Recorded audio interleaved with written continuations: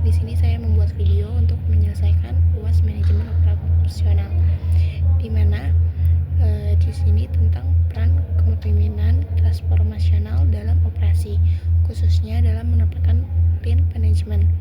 Nah, pertama yang akan saya bahas di sini mengenai sering yang terjadi di dunia industri, di mana saat ini perusahaan dituntut untuk baik, untuk cepat, efisien, dan berkualitas.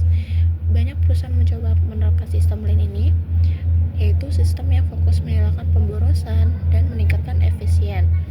Tapi kenyataannya tidak sedikit yang gagal. Kenapa? Karena mereka terlalu fokus ke alat, ke mesin, dan angka, tapi lupa pada faktor terpentingnya, yaitu manusia dan budaya kerjanya. Nah, disinilah kepemimpinan transformasional ini berperan penting. Kepemimpinan transformasional ini adalah sebuah gaya kepemimpinan yang dimana tidak cuma untuk memberi perintah saja, tetapi juga menginspirasi, memotivasi, serta mengubah pola pikir timnya.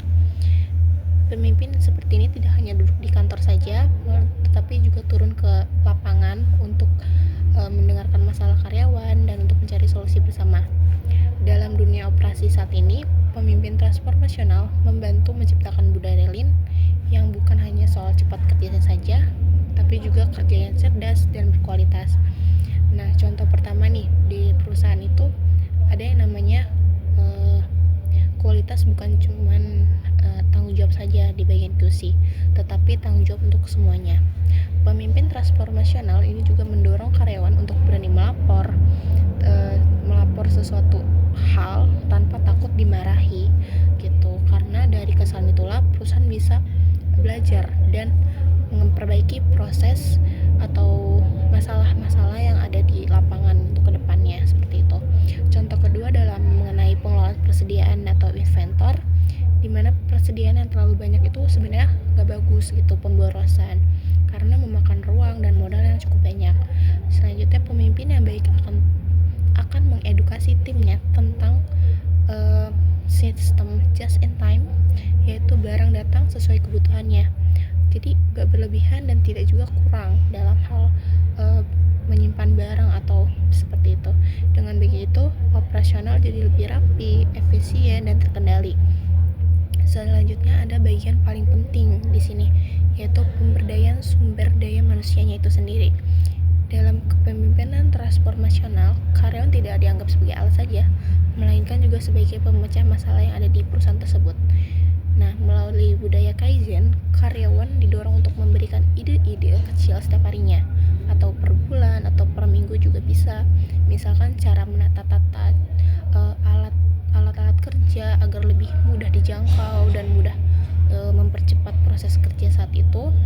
Atau pemimpin juga memberikan apresiasi kepada karyawan untuk merasa dihargai dan memiliki perusahaan tersebut.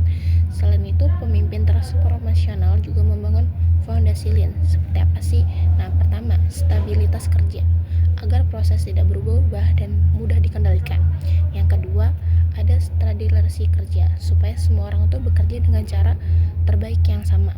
Dan ketiga itu lingkungan yang kerja yang rapih atau 5S. Biasanya di perusahaan itu menerapkan 5S itu seperti bersih-bersih kayak gitu, agar masalah bisa cepat terlihat.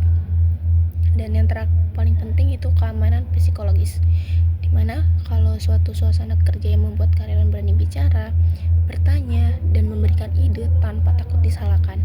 Dari sini kita bisa simpulkan bahwa keberhasilan Lean bukan ditentukan untuk dari mesin saja atau teknologi saja, tetapi oleh kepemimpinan dan manusia di dalamnya itu sendiri. Pemimpin transformasional mampu mengubah Lean dari sekadar metode kerja menjadi budaya kerja atau budaya organisasi yang berkelanjutan, di mana merasa dihargai, dilibatkan, dan termotivasi untuk berkembang selama bekerja di sana.